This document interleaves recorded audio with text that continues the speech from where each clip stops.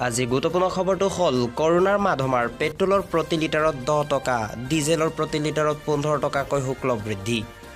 Corona ভাইৰাছৰ সংক্ৰমণৰ ফলত সৃষ্টি হোৱা পৰিস্থিতিৰ মাধমাৰ এতিয়া সহিব লগা হৈছে সাধাৰণ জনতাই। কেইবাখনো ৰাজ্যই সুৰাৰ মূল্য বৃদ্ধি কৰাৰ পাছত এইবাৰ কেন্দ্ৰীয় চৰকাৰে বৃদ্ধি কৰিছে ইন্ধনৰ ওপৰত শুল্ক। মঙলবাৰে চৰকাৰে পেট্ৰল আৰু ডিজেলৰ ওপৰত শুল্ক বৃদ্ধিৰ সিদ্ধান্ত লয়।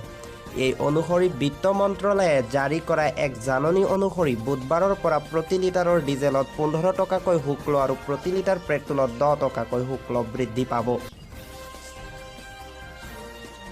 কৰোনা ভাইৰাছৰ বাবে দিয়া লকডাউনৰ সময়ছোৱাত হোৱা আৰ্থিক মন্দাৱস্থা দূৰ কৰাৰ বাবে কেন্দ্ৰীয় চৰকাৰে এই সিদ্ধান্ত গ্ৰহণ কৰিছে।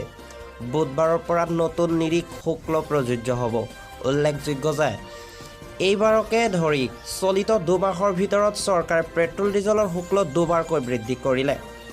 ইয়াৰ উপৰিও কেইবাখনো ৰাজ্যই পেট্ৰল ডিজেলৰ ওপৰত নিজাববীয়াকৈ কৰ আৰোপ কৰিছিল, যাৰ বাবে বৃদ্ধি পাইছিল পেট্ৰল ডিজেলৰ মূল্য। অসমতো কৰোনা ভাইৰাছৰ বাবে দিয়া লকডাউনৰ সময়ছোৱাতো আৰ্থিক দুৰৱস্থাৰ জোৰা মাৰিবলৈ চৰকাৰে 5 টকাকৈ ইন্ধনৰ মূল্য বৃদ্ধি কৰিছিল।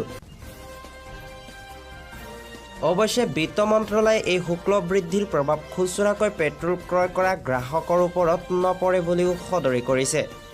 এই শুল্ক বৃদ্ধিৰ বাবে পেট্ৰল ডিজেলৰ মূল্যও খুচুৰাকৈ পেট্ৰল ডিজেল বিক্ৰী কৰাৰ পাম্পসমূহতো বৃদ্ধি নাপায় বুলি বিত্ত বিভাগৰ এগৰাকী বিষয়াই সদৰি কৰিছে।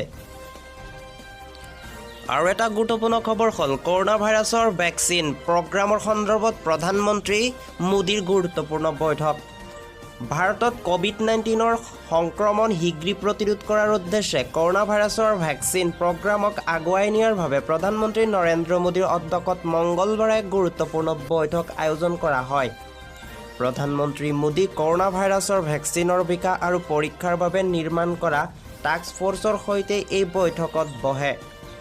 এই বৈঠকত প্ৰধানমন্ত্ৰী নৰেন্দ্ৰ মোদীয়ে কৰোনা ভাইৰাছৰ ভেকচিনক লৈ কি পৰীক্ষা কৰা হৈছে তাৰ সবিশেষ তথ্য গ্ৰহণ কৰে।